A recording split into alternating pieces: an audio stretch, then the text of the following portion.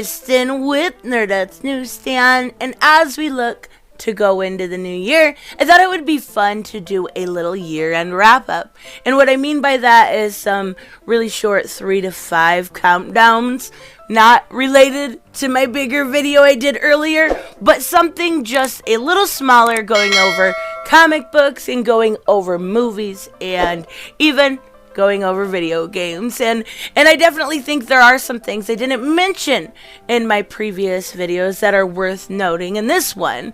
And there was a lot that happened this year. So this year was absolutely insane. Probably the most insane I've ever lived through. But we did get some good publications. We did get some good movies. We did get some good video games, and that's exactly what I want to talk about in this video. So if you are new to the channel, make sure you hit that subscribe button. I make content every single day, and hit like. Let me know the answers to all of these in the comments below. I will put a little cheat sheet in the pinned comment so you can kind of go through and answer them yourself. I would love to know what everyone else is interested in compared to what I personally read or watch, so I would love to know your answers. But I'm going to start off with the top 5 ongoing comic books. And what I mean by that is something that has been consistently good, and that's really hard to do lately. But it has to be good from 1 to 10 or whatever the numbering is, and that's what knocked down one of mine initially. So for number 5, I have the Dark Multiverse, Tales from the Dark Multiverse. It has been fantastic. It has been something completely different than we've ever seen before, and the work that has been put in from people like Scott Snyder or Dexter Soy or Philip Kennedy Johnson has been so on point that every single book, so far at least, is good. So for number 4, I have Department of Truth, and I talked about this a little bit in my top 20 countdown. It is a fantastic title, something very different than most superhero comics, but it is so worth checking out. James Tynion does a fantastic job making you want more and more and more. So Catwoman has been really, really good, especially as of late. I should have added it in my top 20 countdown, but Catwoman 24 and 25, which was done by Sean Gordon Murphy and Blake Northcott, is a must read also. It is so good. And ever since then, we've had Ram V on the title, who has changed it into more of a mystery detective story. And I really, really am enjoying that. Number 2, we have Batman. Yep, usually everything on this channel, number 1 would be Batman. But you also have to remember, a lot of what we had this year, at least in the beginning, was Tom King's Batman. And I want consistency in this title. And that has kind of swayed it to number 2, but since then, it's been an absolute treat. Number 1 is such an underrated title at DC, and it's been so good. 1 through 50 you can read, and I'm talking about Red Hood, but 51 and 52 really dropped the ball, and that's when Scott Lobdell left. But other than that, the title Red Hood has been absolutely perfect. So let's talk about the top 3 single issues of the year.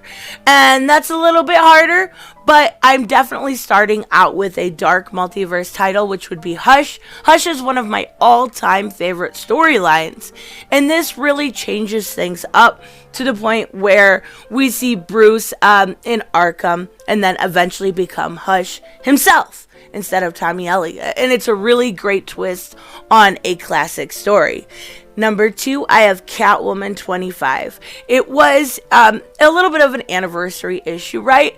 And it was from the art, and it was Ram V's first issue. I knew Catwoman was going to be good. And it introduced us to the Strays and kind of Selena being a little bit more independent from Batman, and I really am enjoying it.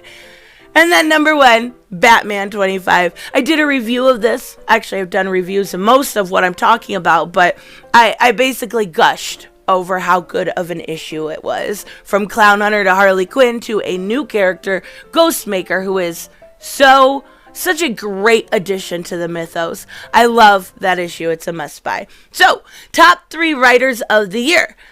I'm guessing I'm pretty predictable at this point.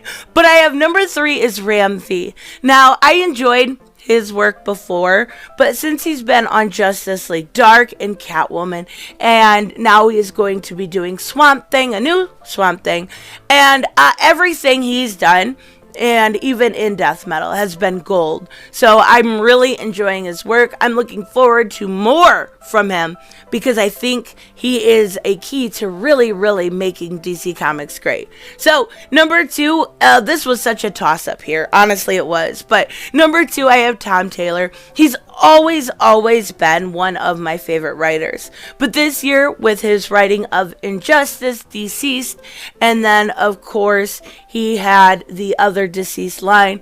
I absolutely love it. And Suicide Squad, he's such a good writer, and he does dialogue great, everything I enjoy. And then, for number 1, James Tynion IV. Now, James took a Batman that everyone hated. Okay, so not everyone, but being a bit hyperbolic, but most people got sick of it. He took it and he made it something that it hasn't been in years. And then he has Something Is Killing the Children, Department of Truth. These titles that he does are so good. And he's doing, just kind of had an interview with Newsarama about the Joker, where he says it's going to be the scariest title, the most horror-based title he's ever worked on. Really, really excited for that one. So, top 5 artists. Now, I wanted to kind of include a decent, different types, different styles. So for number 5, I had a little bit of a tie. And that would be Mike S. Miller and Tim Lim. Both very different styles, but very, very talented in their own ways. Number 4, of course, would be Jo L. Jones. I love the way she draws. She's such a sweetheart, and she just made Yara Flor and has that underneath her belt. So I think this year is really just going to see her kind of explode and really, really bring her right to the forefront of the talent at DC. She's really already there, but even so. So then I have Greg Capullo, who, there's nothing I can even say. Everyone knows how talented Greg Capullo is.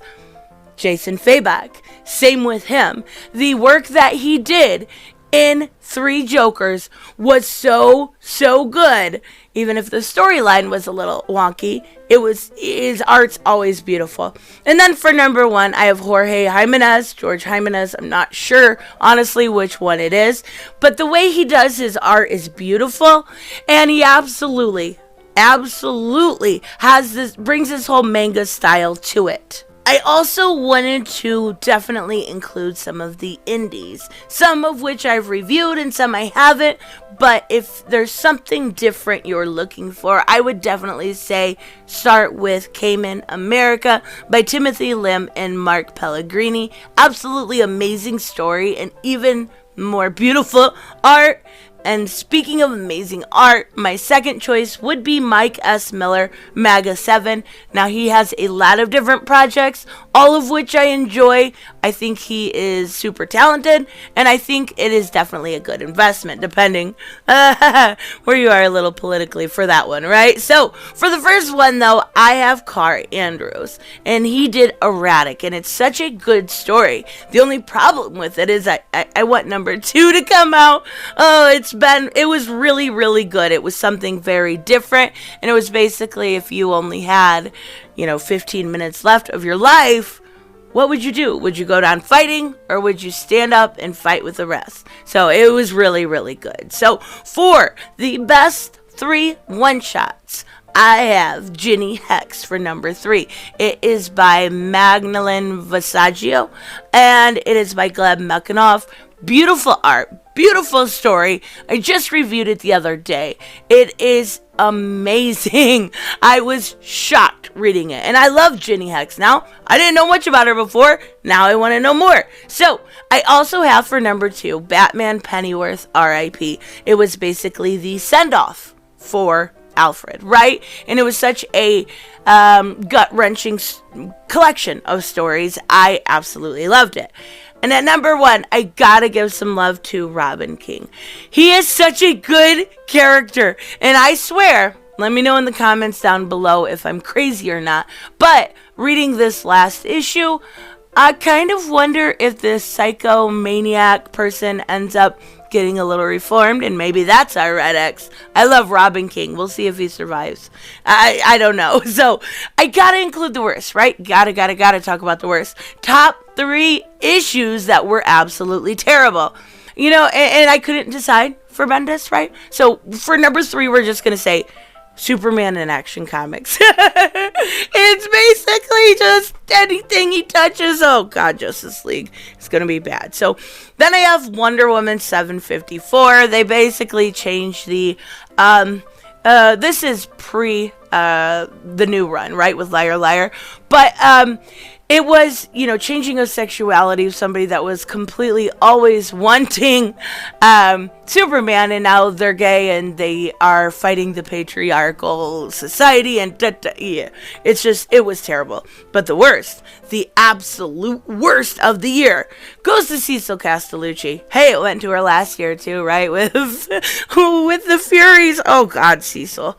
Jeez, oh Pete's, go to YA or something. Batgirl. Number 50. Oh, it was terrible. She turned Barbara into a...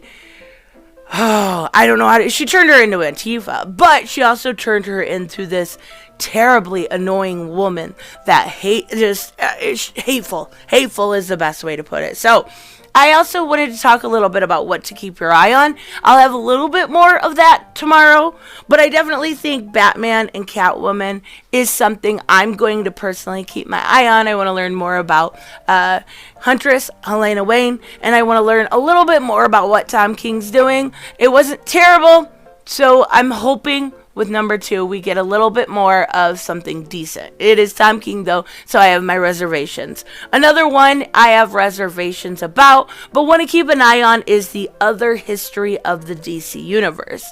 And I originally was disgusted by this book, and then I seen some of the reactions and what it meant to people, and seeing people really into this book made me kind of a little bit more empathetic and realize that if it means something to somebody, there's no reason why I should hate it so much. So I definitely want to keep an eye on it. John Ridley can write. The bones are there. You just need to structure it a little differently. So, last one would be Crossover by Donny Cates. It is on issue number 2. It's been really, really good. It contains a lot of kind of just nerd culture, and I find it fascinating. So, let's talk a little bit about another media besides comic books, and then I will stop driving you crazy. Top 5 movies of the entire year, right? This is really hard. There was no movies that came out this year. Hardly at all. I had to go animated for this one. But for number 5, I did choose Birds of Prey. Right? Because there was nothing else to choose from. I'm not kidding. I've only watched like 5 movies this year. So for number 4, I have the New Mutants. I know a lot of people didn't like it. I really quite enjoyed it. I thought it was a cool concept. I thought they did pretty decent with what they had. There was some obvious issues, but it wasn't bad at all. So, number 3, we have Superman, Man of Tomorrow. It was basically American Alien in the form of animation, and I really, really enjoyed what they did with it. 2, we have Batman, Death, and the Family. Now, this was a little different. It was like a choose-your-own adventure, but it was still fun, and you were able to go back then and see the other way and see, you know, who dies where, what happens if you choose this, and then they had some really, really great shorts on the side of it. I absolutely love the Strange Adventures short that they had on there, but just in case you haven't guessed already, number 1 is definitely Wonder Woman 1984. I loved it. I know a lot of people didn't. I'm going to leave it at that. I absolutely loved it and will defend it because it was so good. So, top 3 nerdy shows. Nerdy shows, so we call it nerdy shows, just shows, right? There wasn't a lot, but I definitely would say 3 is Stargirl. I am definitely looking forward to its return. It's such a great show. She is the perfect Courtney. I love, I think her name's Breck Basinger. Beautiful, amazing job. Jeff Johns did an amazing job on the script. I love everything about it. and I cannot wait for its return. Number 2, I have Umbrella Academy. Such a good show. If you haven't seen this, it's on Netflix. It has 2 seasons out at this point. I've reviewed both, but they are... it's such a good story. And the thing is, this is one of those comic books that I read. It was good. I really enjoyed it. And then I seen the show, and it added so much more. It added so much more, and it was actually better. So I was really shocked. And then, gotta have The Boys for number 1. I love The Boys. It's such a Garth Ennis type show, right? But it is absolutely the perfect, what if superheroes were real? What would America really do? And even maybe you could have a Nazi superhero or villain, right? So I love that show. So, last subject here, top 3 games of the year. There wasn't a lot with that either. I mean, there was a lot more than movies, but I definitely think for number 3, Spider-Man Miles Morales, it was just as good, if not better, than the original game. I love everything about it. The coloring, especially all the difference. There's just so much you could talk about it. And when it comes to Miles Morales, I fall a lot. Not good at swinging, but I still love the game. Number 2 would be My Heroes 1 Justice. Number 2, it is such a fun game to play with friends or family. It's something you can, have battles with, and of course there's a storyline too, but you will definitely enjoy it. Number 1, everyone's gonna disagree, The Last of Us 2. I loved it. I know. I for some reason, I like things that people just absolutely hate, and that is one of them. And it was one of those, like, Detroit Become Human, where it's SJW politics done correctly. It's not forced. So it was really, really good.